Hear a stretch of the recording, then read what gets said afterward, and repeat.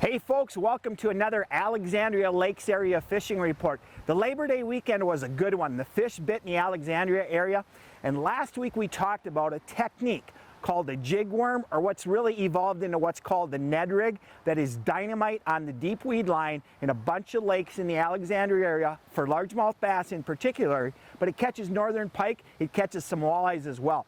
A jig worm got its start many years ago, and the Alex Lakes were one of the areas where it really caught on. And what it was an 1/8 or maybe a 3/32 or even a 1/16 ounce jig head with a bigger worm, like a 7-inch curltail worm.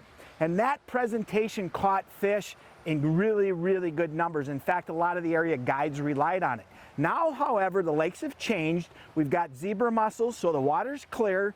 And we also have a lot of pressure. There's a lot of tournament pressure and a lot more people fishing bass.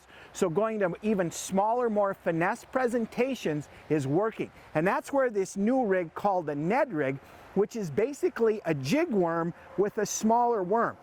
This is a new Ned cutter worm from Strike King. It's one that I've been throwing a lot on a bunch of lakes in the area, and it flat out catches them.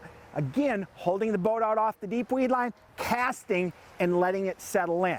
Now, this cutter worm works good, but Strike King's got several other baits in their new Ned Rig series. They've got a little creature bait, they've got a straight tail little ocho worm. These are really good baits to try as well.